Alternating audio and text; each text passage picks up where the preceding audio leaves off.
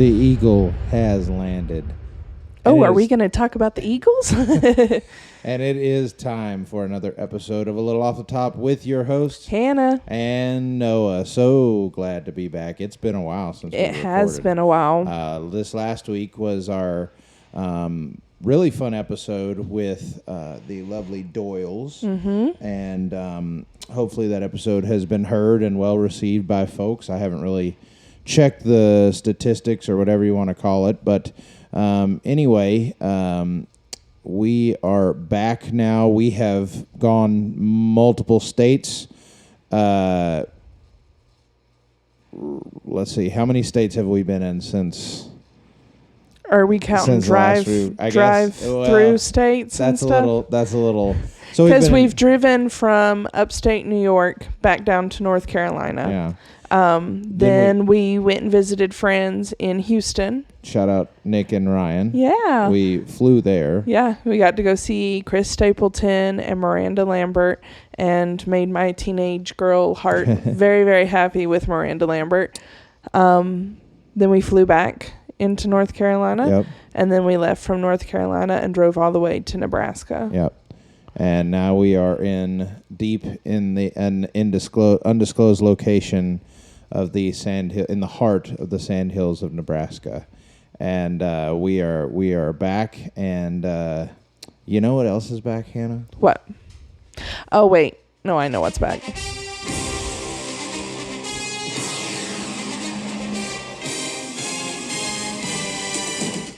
Football's back, baby. Yep. I did watch a little bit of the 49ers game with you the other day. You did. That's about the only game I got to watch because of our traveling and stuff like that. I guess I should say, I've been really busy with gigs and stuff, doing what I guess has been sort of a tour, what I put as not a tour, but yeah, so this past weekend was the opening weekend for NFL football, and then the weekend before that was the opening weekend for college football, which I don't want to get into the first week for LSU, but they did play it. They played a quality team, and it's okay. We're fine. It's fine. I'm fine, but you don't sound fine. The Saints won opening weekend. Now they played probably the worst team in the league, but shut up. The Panthers. They played the Panthers, and they won by a lot. And LSU got it together and won against Nichols University in week 2. So I mean, it's okay. But our dog is just being obsessive. Oh, because you have her toy. Okay, slight reset there. Now the dog she's got her toy, and she's laying down on her couch on her new blanket, her delightful, $5 blanket from Walmart that's got ghosts all over it. It's so cute. I love how as soon as we got to this place and that little space on the couch cleared out. Yeah. She immediately jumped on it and was like, yep, this is mine. Yep. And has since claimed that section of the couch. So now she has a blanket down where she can lay on the nice, soft, fuzzy blanket. And she's not spoiled at all. Actually, talking about that, it's different everywhere we go. As people have heard, our setups are always different, and our living places are different. And here we actually got ourselves a house, and it's a 3-bedroom house.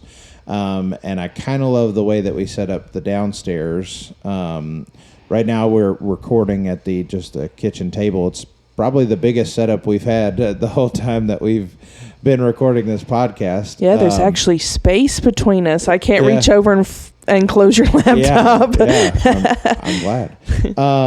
But, as if I've ever done that. I have not. You have. Not while we were recording. If you or anyone has been affected by... No, I'm just kidding. You're such a fibber. No, but anyway, we've got... So they had 2 couches and a recliner in the living room, but only one TV. And so we decided we got a little TV that I could set up for like some gaming systems and stuff like that. And so we took the two couches and we put them where one is facing the TV that's the main TV, and one is facing the other TV. And Eowyn has taken up real estate on the one facing the other TV. That's where her spot is. And then the recliner's kind of moved over where I can see either TV. Yep. So that if I'm playing games and you want to watch something, you can watch something, no problem. Or if I want to have a TV on with football on all day, and we can still watch stuff on the other thing, and I can just look and check the game, or I want to watch football and you don't want to watch football, whatever. But I don't try to watch football all day, you know. But anyway, it's been a little bit since we've got going on this, and we've been busy with everything, but no episodes missed. No. And I think while we're here, we're going to try to keep the episodes a little more current so that whenever we do like news or sports or whatever, it's a little more that didn't happen. It's a little more relevant at the time. It didn't happen 6 weeks ago type of thing. But anyway, how about we just get into the meat of the episode? Let's go. All right. And it's time for Sports Talk with Noah.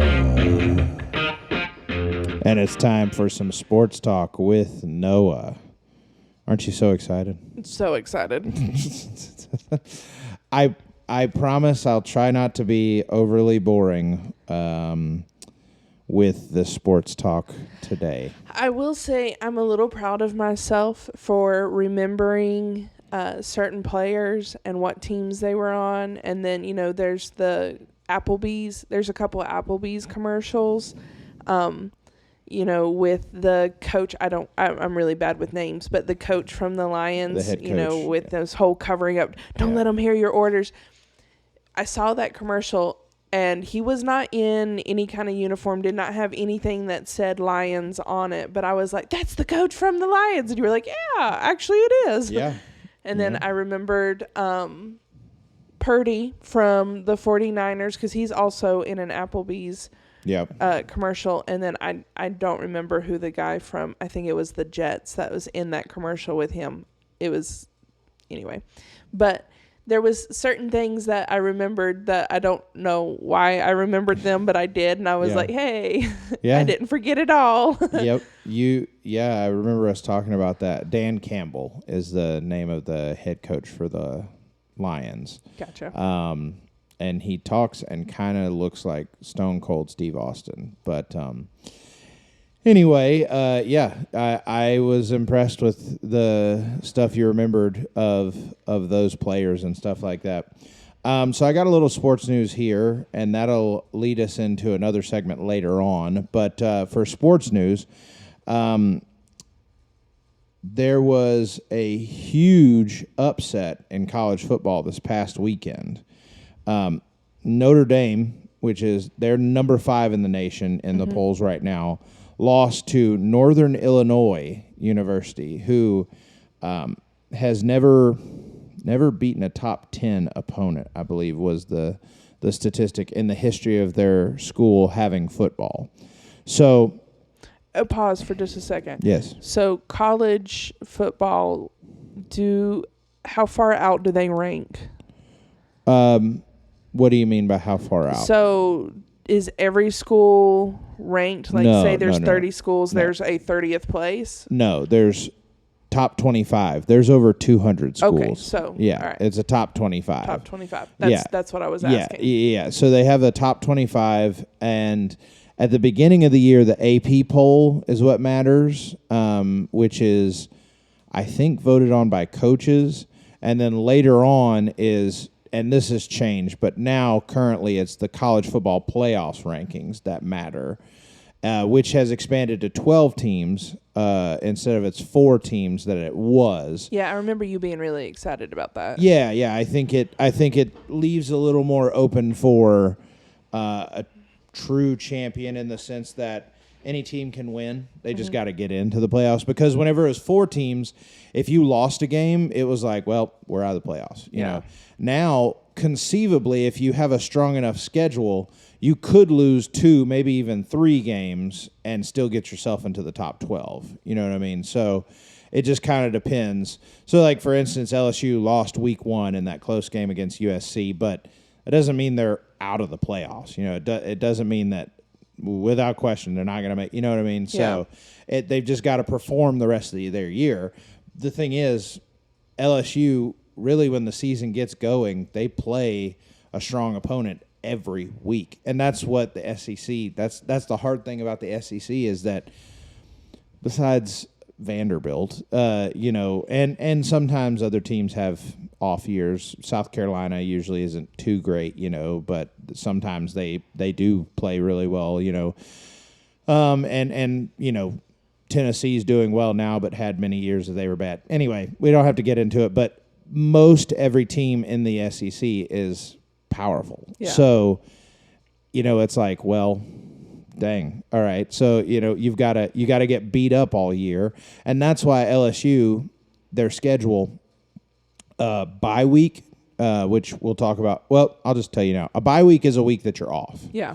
That's your off week, your rest week or whatever. They always have a bye week before they play Bama. That is just how the schedule works. They always have a bye week the week before Alabama, and Alabama always has a bye week the week before LSU. So is Alabama LSU's biggest rivalry? Yes. Yeah. Yeah. It has formulated into that because of the power of Alabama. Also, because Nick Saban went to Alabama. Nick Saban was the head coach at LSU and won a national championship with LSU in 2003. Then he left to go to the pros and was a head coach of the Dolphins. Did not do well coaching NFL football, came back to college football, and went to Bama. And so that kind of sparked it even more. Oh, I'm sure. And, I mean, like... Is he still at Alabama? No, he retired. He's retired. Now he's a... this is his first year as a sports analyst / commentator for ESPN. Oh, that's cool. He's on the panel for... College Game Day, which is the morning show that ESPN does before any game starts. It's kind of funny because Pat McAfee is also on that, and they are 2 very different people. Nick Saban is a very clean-cut, traditional guy. Pat McAfee played in the NFL as a kicker / punter, but also, like, showed up on WWE before, you know, type of thing. So, like...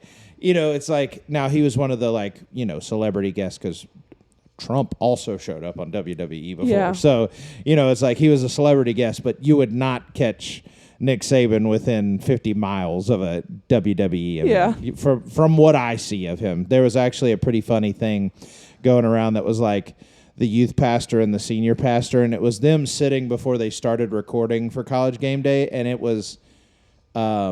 that song by Usher was playing in the background, like, yeah. And, like, Pat McAfee sitting there, like, dancing to it and stuff. Oh, and I saw that, too. Yeah, I didn't know the context. That's funny. It was like youth pastor sitting next to the senior pastor, and Nick Saban's just sitting there kind of like, just, all right, let's just get started with the show. I remember that. Yeah, that was funny. I think Nick Saban took the place of Lee Corso, because Lee Corso, I think, retired from College Game Day. He had done it for years and years and years. Anyway. So the reason why I asked was the team that played Notre Dame. Were they ranked at all? No. So they were. No, they are a nobody school. Team. Yeah. Okay. So this story is pretty cool. I was just trying to get the context. Yeah. That was a big rabbit trail, but that's okay. Thomas Hammock, the head coach of Northern Illinois, watched his team representing his alma mater. So where he went to college at Northern Illinois, and years later became the head coach at Northern Illinois, take down number 5 Notre Dame in the state where he grew up. His parents were there.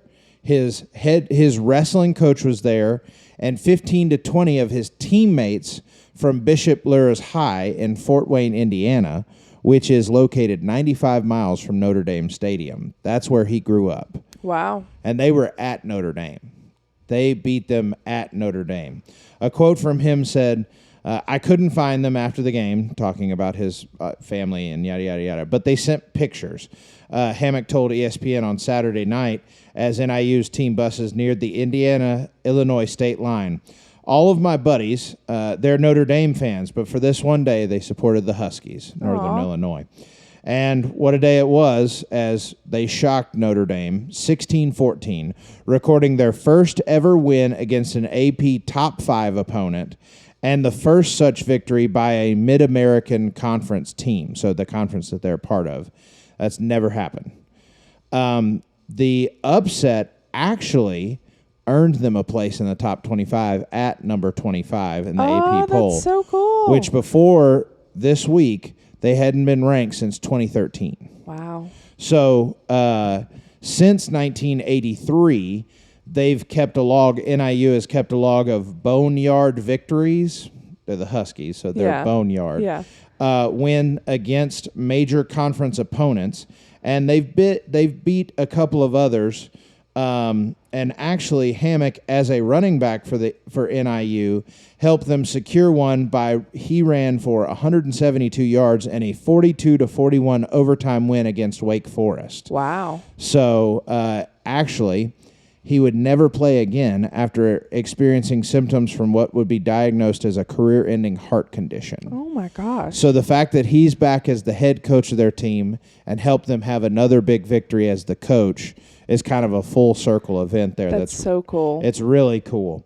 They've had other wins against bigger programs and stuff like that. And they starting to talk to Hammock later. They said, Hammock said, when you've been with guys a long time and you think about all the hard work and sacrifice that they've put in, that we've all put in, and to work together, find a way, the emotions overcame me, Hammock said. It's huge. Obviously, I have a lot of pride in NIU.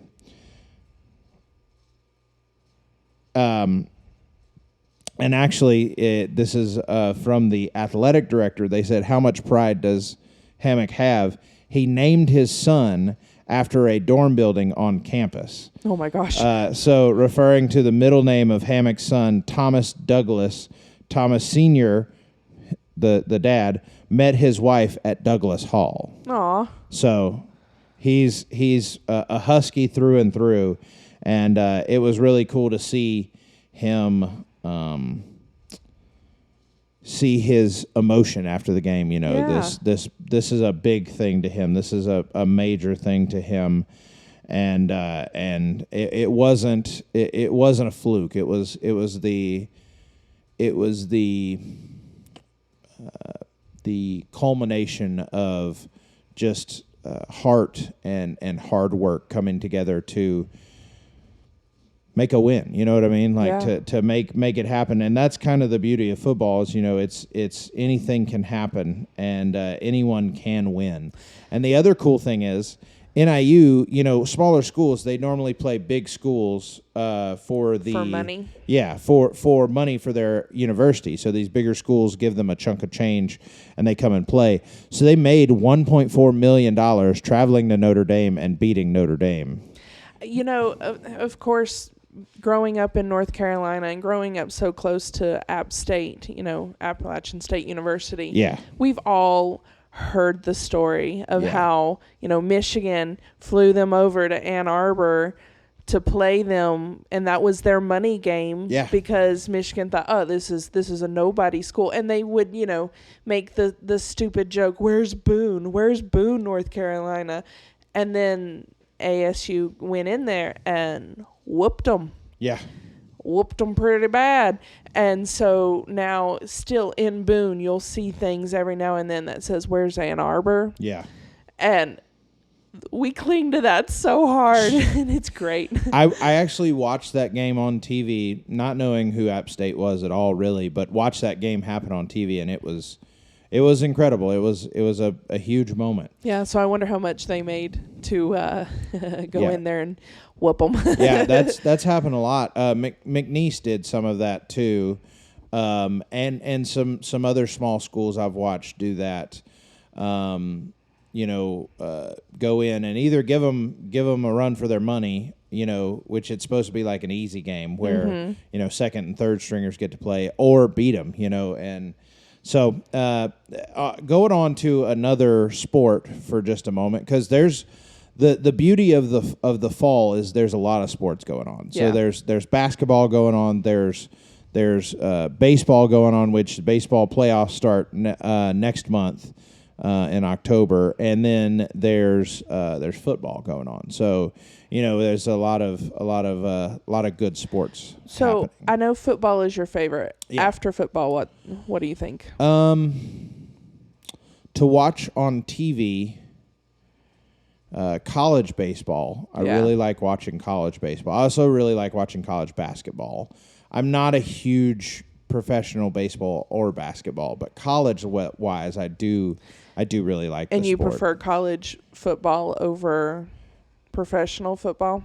Yeah, I would say just in general, I prefer college sports. I just always have. I feel like it's a little more open to anybody can do it. Anybody can win type thing. Yeah. So the games aren't as, I don't know what I'm trying to say. They're not as you're not. Yeah, you're not looking at it going, oh well, it's going to be a miracle if that team wins or whatever. Yeah, college.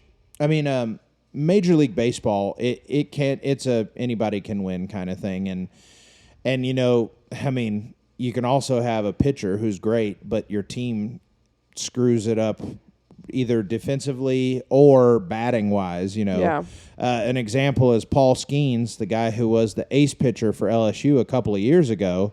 He now pitches for the Pirates, and I mean he's throwing heat and he's pitching well, but the Pirates are terrible. So he may have a great outing and the Pirates still lose. Yeah. Which it was kind of funny. We got to watch them win the World Series here in Nebraska. Yeah, and we're back. We did. They were just a couple hours away while we were watching them on TV. I would love to go to the College World Series one day, especially if LSU makes it. But that's a hopefully it'll happen one day type of thing. So, but talking about another sport, the WNBA has a phenom right now as just a rookie. We've talked about her before, Caitlin Clark. Mm-hmm. She's already breaking records in the WNBA. So some records that she has broken. She has the first triple-double by a rookie. Wow. Which is, do you know what a triple-double is? I think so, but remind me. Yeah, so it means that you get double digits in 3 different statistics. So it means like she got, 20 points, 10 rebounds and 13 assists, type of thing. And actually, I wasn't far off. She became the first rookie ever to register a triple-double. She had 19 points, 12 rebounds, and 13 assists in an 83-78 win against the New York Liberty back in July.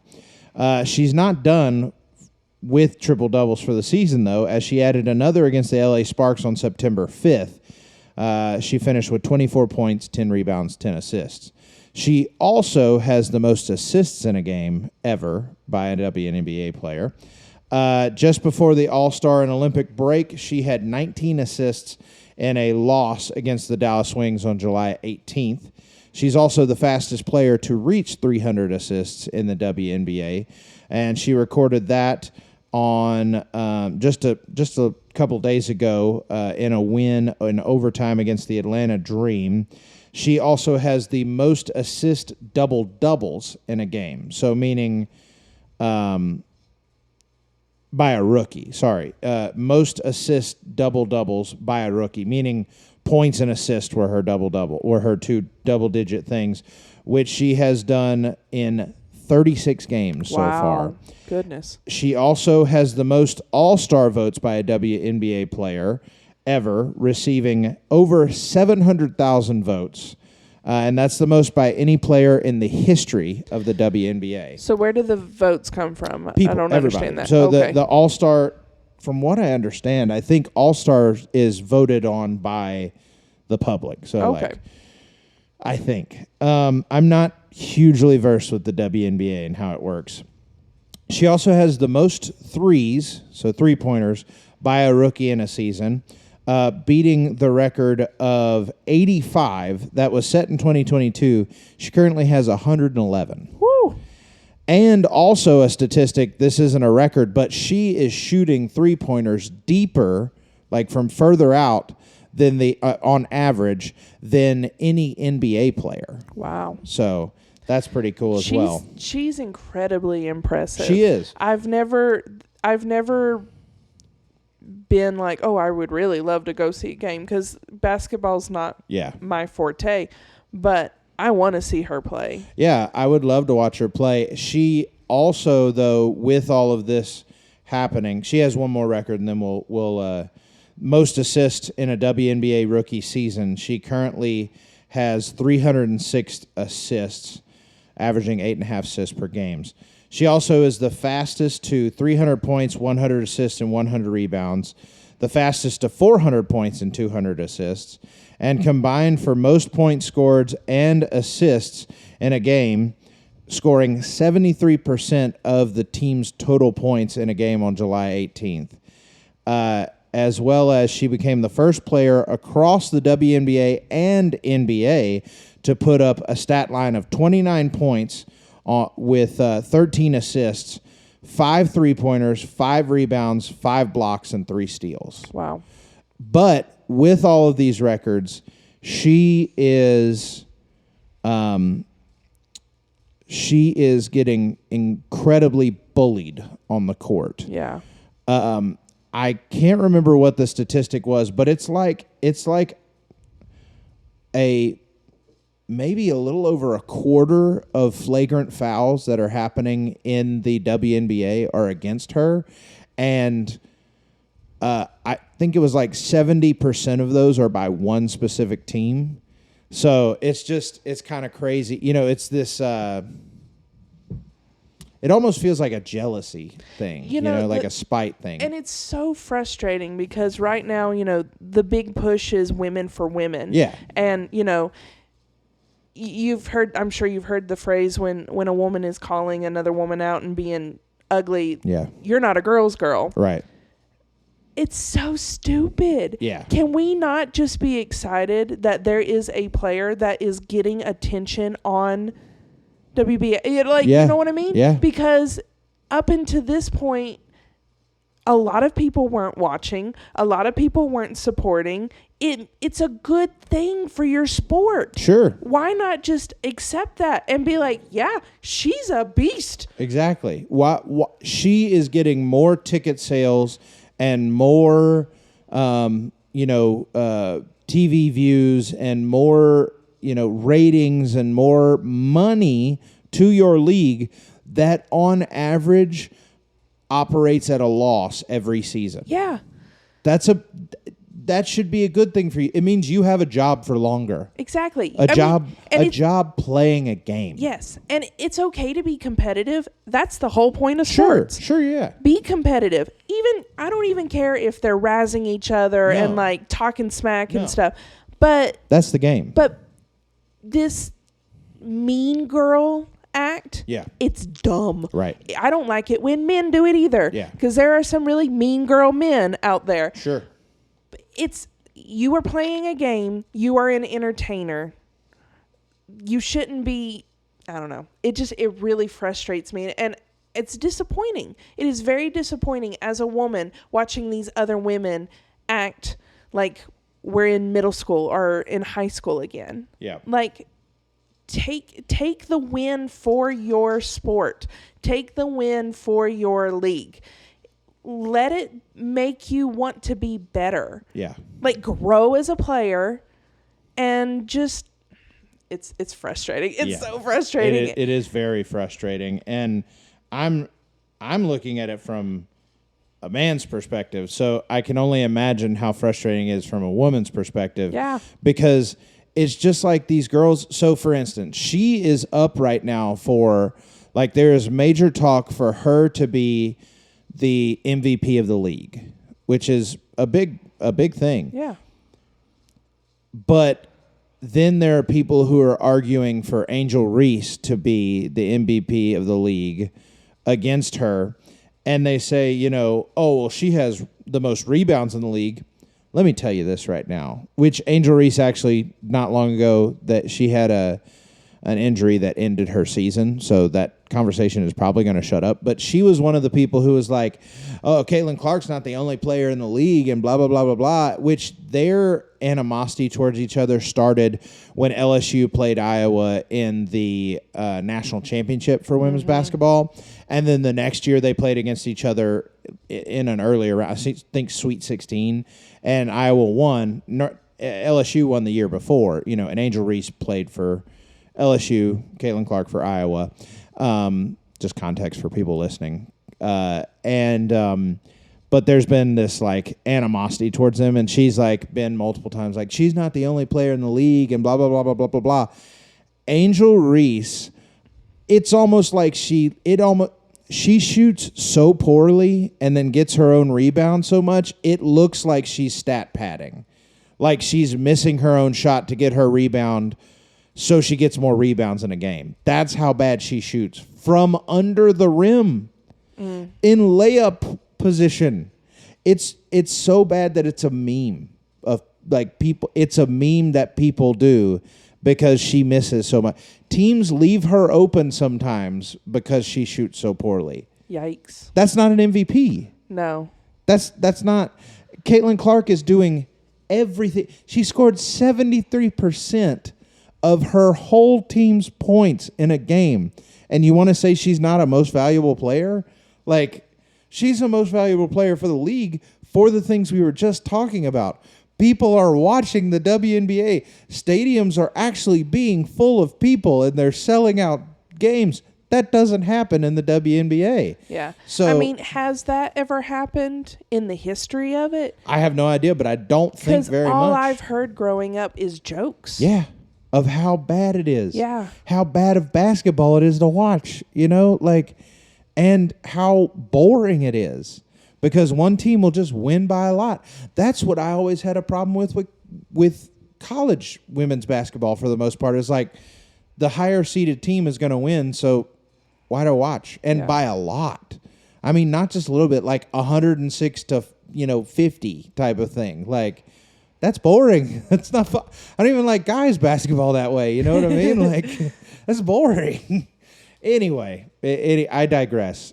Caitlin Clark, I think she's going to have a very long, successful career. I hope so. And I think she's very positive for the WNBA. And I think in time, I can't say this right now, but I think one day she will be called like the Michael Jordan of the WNBA. Yeah. Honestly. I hope so. I hope that, she stays a healthy player. Yeah. That there's because unfortunately that happens way too often. Oh, yeah. That she stays healthy, she's able to stay in it for a long time, and that she doesn't turn into this egotistical person. Yeah. That unfortunately we're seeing in some of the other female players. Yeah, for sure.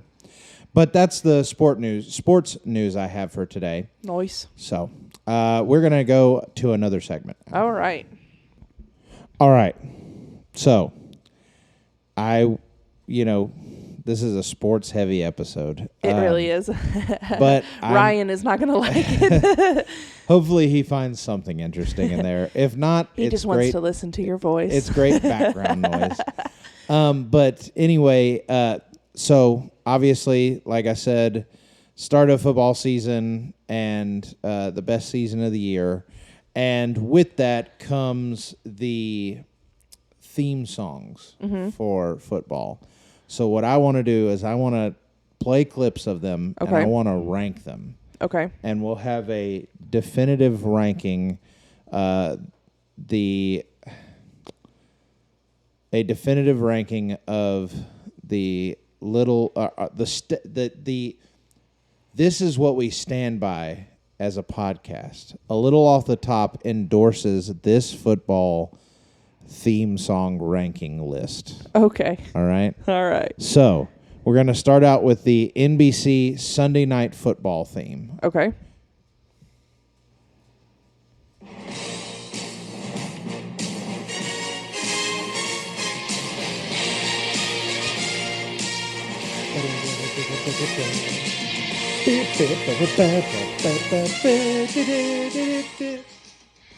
You're tuned in to another Sunday night. Anyway, so we obviously we don't have a ranking right now for that, but that's the first one. Okay. You know, and then we'll go from there. So that's NBC. Okay. What would you give that on a scale of 1 to 10? I don't know. What would you give? But I don't know. The only one that I can think of right now is the one you played earlier, and that was the Fox one. And you can only think of that because I played it earlier? Yeah. All right, so we'll keep going. We'll keep going, okay? So this is the NFL on CBS theme song.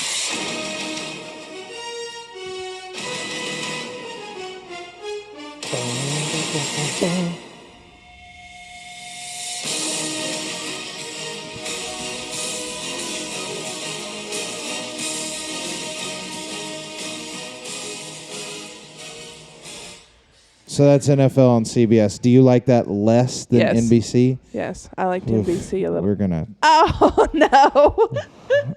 Jeez Louise. All right. Looks like we're having split lists.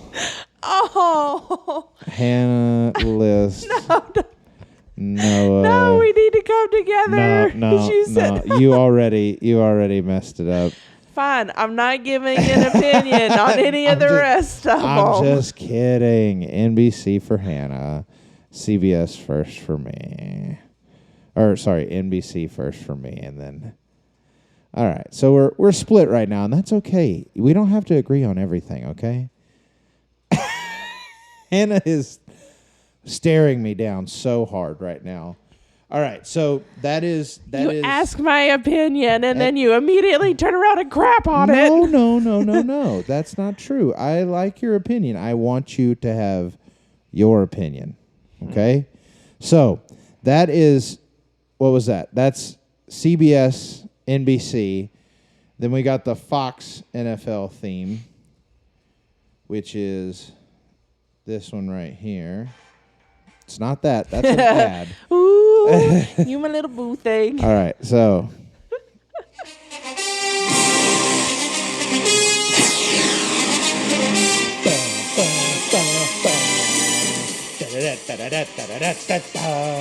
See, I really like this one.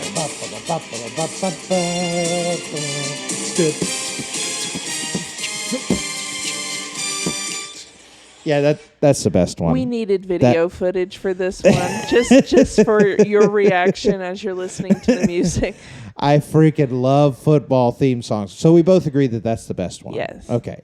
Fox is definitely the best one. I'm trying to remember. There's one that kind of sounds like a. So you got Fox, you got NBC, you got CBS. Those are the three major. Does Prime? Because Prime now has the Thursday night football.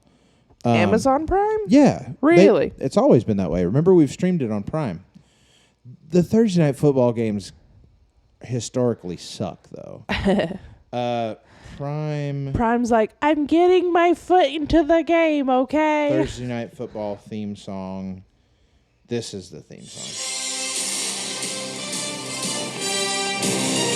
It's just as bad as the game. It just kind of sounds like. Hold on.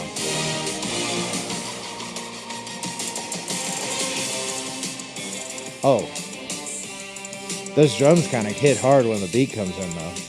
All right, so anyway. It's kind of lackluster. Yeah, it just feels as cookie cut. It feels like they just, they went to ChatGPT. They went to AI and said, hey. Okay, take inspiration from CBS, NBC, and Fox NFL theme songs and make us one. And then it made that. I'll say when the beat comes in, those drums do go a little hard, but that's my least favorite of them. How fun would it be to be a part of the band that recorded the orchestra those? for those? Yeah. Oh, so cool. Because every time it plays, you can be like, that was me. Now, Monday Night Football always changes. They have a different song, and I don't know what this year's is because they haven't had Monday Night Football yet. Oh, so yearly they have a different song? It's or seasonally they have a different song? It's not every season. For a while, it was, last year, no, Carrie Underwood did Sunday Night Football last year, or That's 2 right. years ago. Hold on, let's see. This will give me NFL and NBC, ESPN Monday Night Football. We haven't looked at ESPN yet, Monday Night Football. So that's the one we were just talking about, but it changes from year to year, and I don't know what Monday Night Football is going to be for 2024 yet. Here, let's see if I can get a... Oh, this is what it's going to... Not this ad. We do not have internet yet. So it's a song, like, featuring a bunch of different artists.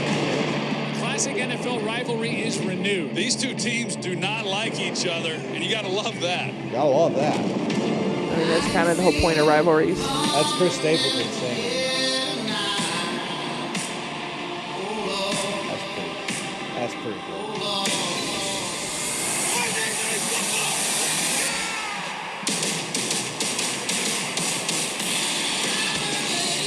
I got chills right now. That's pretty good.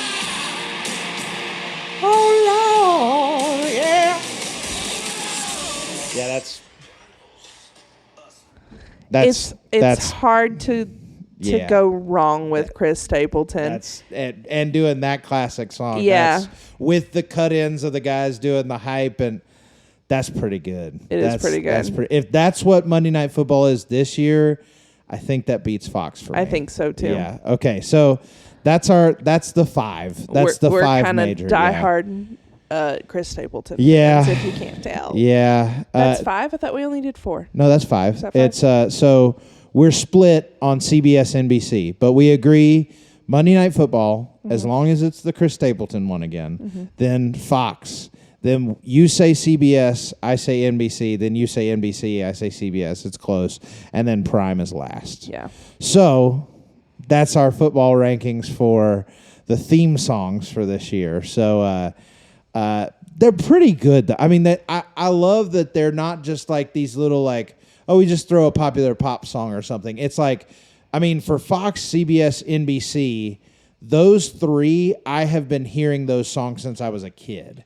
You know, like Fox especially because like the Saints played on Fox mostly. Yeah. That was the network that they played on the most.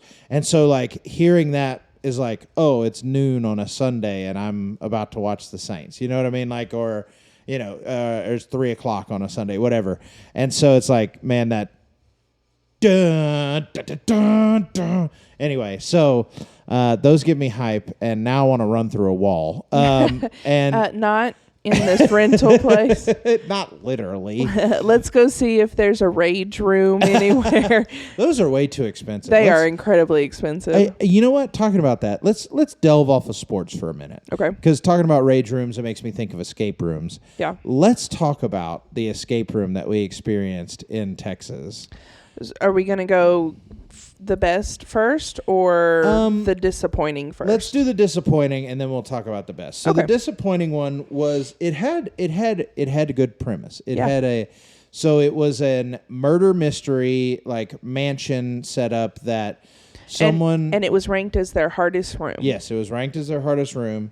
We did this while we were in Texas with our dear friends Nick and Ryan. Mm-hmm. And so this was the second room we did, but it was ranked as the hardest. And I think it was hard in the sense that they didn't give good context clues. No, there were certain things that, like this one puzzle, we can't get into super specifics because you don't want to ruin rooms. But this one puzzle had to do with these two cogs on the wall and how you line up things to get letters with this other thing. But there was no correlation that this went to this. Yeah, there was nothing pointing you there. You could see it on the wall, yeah. But there was nothing that was like, hey, I think this might be it. Right. And you had to start from a certain starting point. Right. And there was nothing that let you know that Right. that's how you had to start, or you would have just gotten nonsense. Yeah, exactly. And then also there was a part of it that was broken, and we wasted like 6 minutes trying to get this one part to work, and it would not work. And then they came in and were like, "Oh, that part's broken. We'll add you some more time." Yeah, it was acting a little weird earlier, Yeah. But that's okay. No, it's not okay. We pay a lot of money to do these escape rooms. Like, well, and then in the first, because it was broke into like 2 or 3 different rooms, and in the first room we asked for a clue, and they gave us 5 different clues that we had already fixed. Yeah, we had already solved that. We were well past it. Whoever the game master was not watching us. No. They thought that we were on one of the first puzzles when we were well done. We had been done with that for quite a while. And then I don't know how it works. I don't know if they don't get audio or whatever, if it's just video. Yeah. But then we are like trying to convey to them, nope, we've already solved that one. Right. We've already solved that one. Right. And then they'd give us another useless clue. Yeah. And another. And at this point, I was about ready to walk out that door and yell at somebody. I was. If it happened again, I was going to say, let's just go get a refund. Like, because it was so frustrating. We were already done with that, and if you're not paying attention, that's your job. Like, yeah. Well, and there was multiple people working there. It's not like it was just one person running it at all. Well, and they did have multiple rooms, but that time that we were there was one other group there. Yeah. Well, also, we went to a place that had one guy running it, and he gave us relevant clues the whole time. He was on top of it. So, and he had other people playing. Yeah. Like, he was running more than one room, and he was all by himself. But anyway, that room, we finished it with like 15 seconds left because of some frustration and Would stuff. have had more if people had been on top of it and doing their jobs correctly. And And if the room worked. Right. Yeah, there were a couple of things broken in the room. But the first room we did was very fun and very well produced. Mm-hmm. It was a Star Trek themed room. Yes, off of one of the newer shows, Star Trek Discovery. Okay. And we were on the Discovery. The Discovery. Mm-hmm. And our job, quote unquote, the story was we were science engineers, right? Yes. And we were coming on to modernize the equipment of the ship.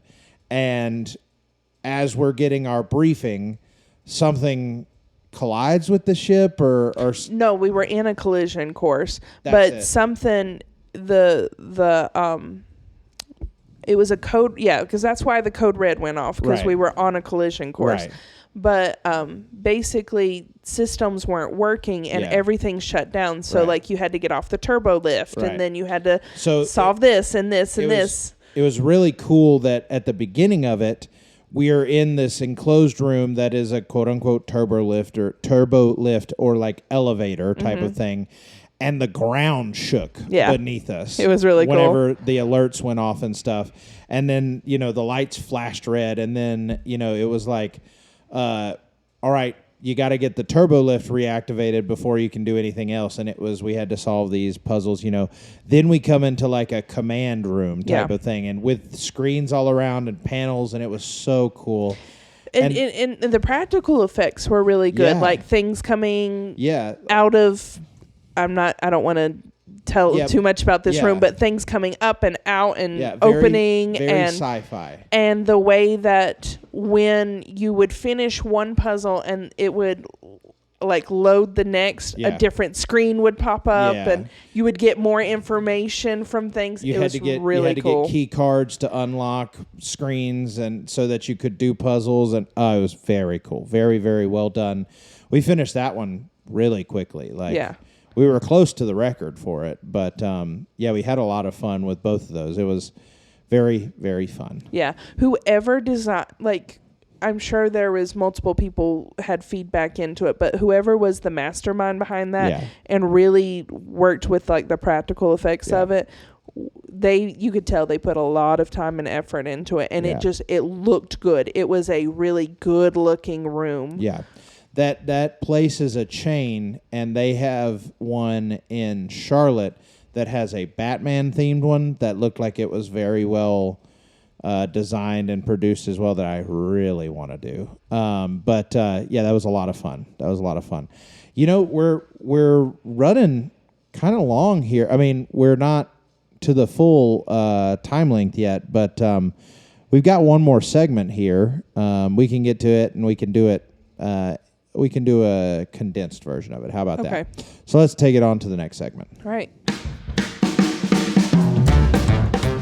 Well, hey kids, are you ready to learn something cool? Yeah! Well, that's too bad. Aww. But you're here taking you to class with Professor Noah. Mommy, this man's scaring me. Hit it, band. So, taking you to class. All right. I get to do the next one.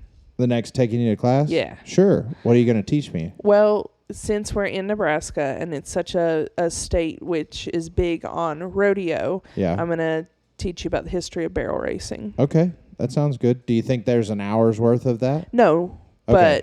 But you could teach me on rodeo in general. The history of rodeo. Potentially. Yeah. I don't know. That's a lot. That's a lot of events. We could do what? How about this? What are some events that you used to do?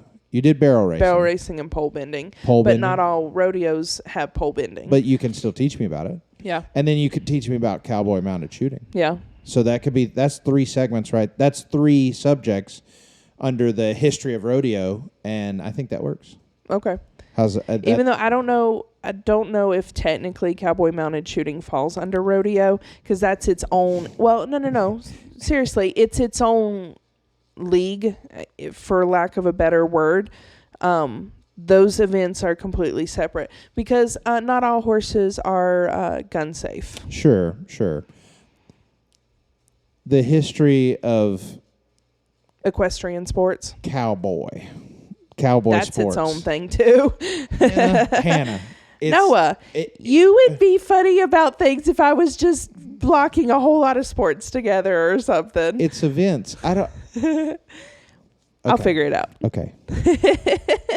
I'm here to teach you a little bit about the history of football. All right, let's go. So there's 2 different births of American football. So there's the birth of American football as a sport, and then there's the birth of pro football. Okay. So we're not gonna go as deep as I was gonna go, because we don't have a ton of time left in this episode. But this game has ancient origins, but in the late 19th century, Walter Camp helped shape football, the American kind, into the sport we know today. So the sport that we know in the United States known as football is more properly called gridiron football for the vertical yard lines that mark the field. It's closely related to 2 ancient English sports, which is rugby and soccer, or association football. Gridiron football originated at universities in North America, primarily in the United States, in the late 19th century. So on November 6th of 1869, players from Princeton and Rutgers held the first intercollegiate football contest in New Brunswick, New Jersey, playing a soccer-style game with rules adapted from the London Football Association. Now, a number of other elite Northeastern universities took up the sport in the 1970s. Harvard University maintained its distance by sticking to just a rugby soccer hybrid called go Harvard called the Boston game. In May of 1874, after a match against McGill University of Montreal, the Harvard players decided they preferred McGill's rugby-style rules to their own. And so, in 1875, Harvard and Yale played their first intercollegiate match, and Yale players and spectators, including Princeton students, embraced the rugby style as well. The man most responsible, like I said a little while ago, for the transition from this rugby-like game to the sport of football as we know it today obviously we've had rule changes over the years, was Walter Camp, and he's known as the father of American football. He was a Yale undergraduate and a med student from 1876 to 1881. He played halfback and served as the team's captain, equivalent to the head coach at the time, actually. So they didn't have coaches, they had player coaches. And what year was this? This was in 1876 to 1881. Okay. He was a student at Yale, and he played halfback, running back, and served as the team captain, head coach at the time. Yeah. Even more importantly, he was the guiding force on the rules board of the newly formed IFA, which is the Intercollegiate Football Association. So they made two key innovations to the fledgling game.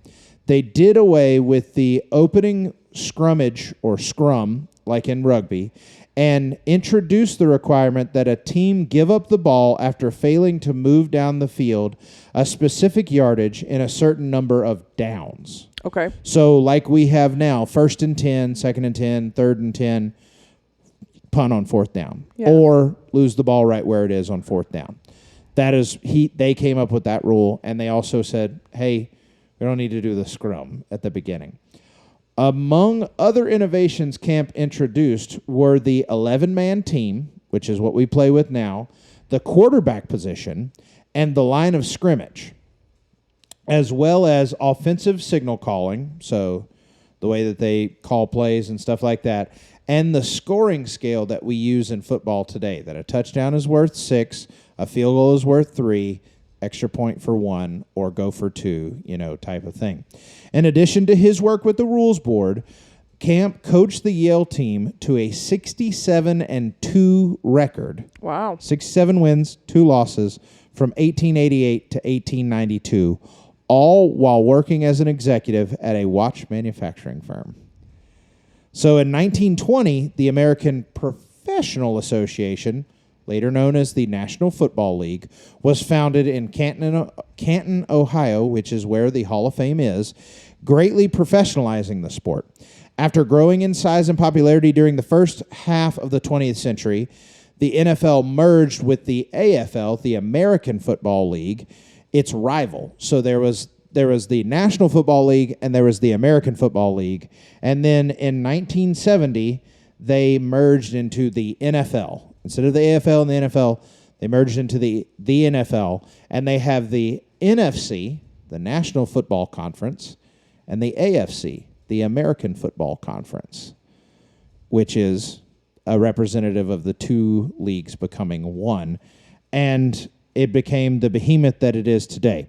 It has 32 teams now, and it is obviously the largest football league in the United States. And football is by far the country's most popular sport, of course. According to a 2018 poll, 37% of U.S. adults name football as their favorite sport to watch, followed by basketball at 11% and baseball at 9%. Wow. Which kind of surprises me a little bit. That does kind of surprise me a little bit. So a little bit more on the birth of of pro football here. So we had these. Talking about the colleges and all that stuff.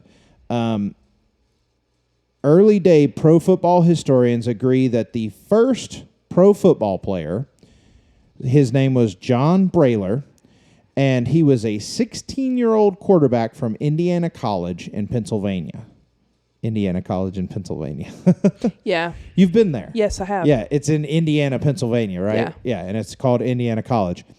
He became the first pro football player when he accepted $10 and cakes expenses to play for the Latrobe, Pennsylvania town team against neighboring Jeannette on September 3rd of 1895. So far before, we were talking about the NFL and all that stuff, a little bit before the NFL really got started, but he is the first pro football player because he got paid $10 to go play. Wow. 16-year-old. I wonder what the change off of money is. Like $10 in that time. Yeah, I don't know. I don't know how to I don't know what the formula is for that, but that's interesting that it was just $10 plus expenses. Is that what you said? Yeah. So today, after the Pro Football League, okay, so for years he was considered to be the first pro. Excuse me. Let me run this down a little bit. So for years he was considered to be the first pro. After the Pro Football Hall of Fame was opened in 1963 in Canton, further research uncovered that the Pudge Heffelfinger payment by the Allegheny Athletic Association in 1892 and thus negated the Latrobe claim as the birthplace of pro football. And actually today he's ranked no higher than 7th among early day players accepting play-to-play. So let's run through these a little bit. And when you look at it, he kind of got shafted, honestly, in his payment. So William Pudge Heffelfinger was paid by the Allegheny Athletic Association in Pittsburgh. He got $500 for one game in November 12th of 1892. Ben Sport Donnelly was also paid by the Allegheny Athletic Association on November 19th of 1892. He got $250 for one game. Peter Wright, paid by the Athletic Allegheny Association in Pittsburgh, got $50 per game under contract. He got a contract with them. He got $50 per game for the entire 1893 season. Then John Van Cleve, by the Allegheny Athletic Association, got $50 as well for the 1893 season, and Oliver W. Rafferty got the same as those two there. Lawson Fiscus got $20 per game for the entire 1894 season by Greensburg, Pennsylvania, and then John Brayler got his $10 in expenses for one game in 1895. So for the longest time, the only record we had was John Brayler was the first paid player. Yeah. But now when you look at it, actually it had been established for multiple years by the Allegheny Athletic Association. So he was the Purdy. So, yeah. Purdy he was. Purdy. He was the Purdy because Purdy was one of the last people picking the draft. Mm-hmm. And it was because of injury that he started playing for the 49ers and now has been the starter for 2 full years, I guess. Took them to the Super Bowl last year. They lost, but they did go to the Super Bowl, losing to the stupid Chiefs. Anyway, not stupid Chiefs. I'm just tired of one team winning so much. Yeah. I got the same way about the Patriots when Tom Brady was there. But anyway, just a little bit of interesting history, the kind of the birthplace of football, and then the delving from pro football. College football started first, and then pro football. And then one other thing I'll tell you is Canadian football is actually slightly different than so a lot of guys, if they don't make it in the NFL or if they're leaving college and they're not good enough for the NFL but they're good, they'll go play in the CFL, the Canadian Football League. That is slightly different, and I'll just tell you a couple of the rules that are slightly different here. In Canadian football, you will find longer and wider fields, so more than 100 yards and more than, I think it's 53 yards across, so they're longer and they're wider. The end zones are a lot deeper than the end zones in the NFL. So the NFL, the end zone is 10 yards deep. So it's longer there. Goalposts are at the goal line instead of the back of the end zone. So like the line that you cross to score a touchdown, the field goal posts are put right there, which is actually what it was when football first started. For a long time, that's where the goalposts were. Additionally, Canadian football teams are allowed 12 players on the field at once instead of 11. And the most notable difference is the number of downs. So in Canadian football, teams have only 3 downs to get to the yard, the line to gain. So we do 4 and 10 yards. They do 3 and I think 10 yards. I'm not fully sure. And there's some other things that are like they can have guys. They can have more than one guy in motion. During before the play starts on offense, and there's some other things like that. But it is different to watch it. They typically call American football gridiron football up there. So in Canada, is it college teams and a pro? They have a pro. I'm sure they have colleges that have American football teams. Have gridiron football teams, because if there's a pro system, there's got to be a college system. But I have never heard of a player from a Canadian college play in the NFL. I've never, whenever they're announcing, whenever they're like, Nick Brown, University of Minnesota at Kannapolis, or whatever. I've never heard somebody say, the College of Montreal, or something like that. I've never heard that. So, I wonder how many teams they have in their league. I could look it up right now. It's a little bit trickier. Like you said, our internet is not here at this house yet. So we're having to do everything. If we're looking up anything, it's from the phone. Yeah. Let's see. How many teams they play for the Grey Cup? I know that much. So it's the Grey Cup instead of the Super Bowl? Yeah, the Grey Cup is. They, over a century of rich history and 9-member teams across the nation. Boy. As of 2014, there are 9 teams in the CFL aligned with a 4-team East Division, a 5-team West Division. The cities represented are the original 9 cities represented by franchises when the CFL formed in 1958. Montreal, Ottawa, Toronto, Hamilton, Winnipeg, Regina, Calgary, Edmonton, and Vancouver.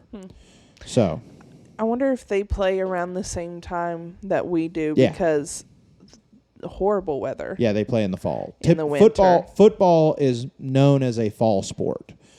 The first that I know of, like, saying like, oh, we should have a spring league, was the first introduction of not the XFL, that came later, the USFL, the United States Football League, which the XFL and the USFL have formed together to become the UFL, the United Football League, because they've both come back with success, but not a success to keep running type of thing. COVID happened, and that killed the XFL. And then The Rock bought out the XFL, I believe. The XFL first died at the beginning of the 2000s, then tried to come back. COVID happened, kind of killed it. The USFL, they came back. They were first in the 80s, got killed. Kind of surprisingly, Donald Trump has a part in the killing of that league, because he bought a team and he wanted that team to become an NFL team. And so he was like, oh, we should play in the fall. And anyway, it's kind of crazy, the connections with people when you start reading about stuff, like how so many major people in this country are connected to so many things. Anyway, and now they're the UFL, the United Football League, and they play in the spring, which they had their first season this past season, and it seemed to be well received. But anyway, enough about sports, enough about football. I'm sorry to anybody who's not a sports fan. Hopefully we were entertaining enough to listen to this point. But that's going to do it for another episode of A Little Off the Top with your hosts, Hannah and Noah. Thank you so much for listening. If you enjoyed it, please share it with your friends. Give us 5-star ratings. And if you didn't, what should they do, Hannah? They should just ignore it. Exactly. There's a million podcasts out there. Go listen to them.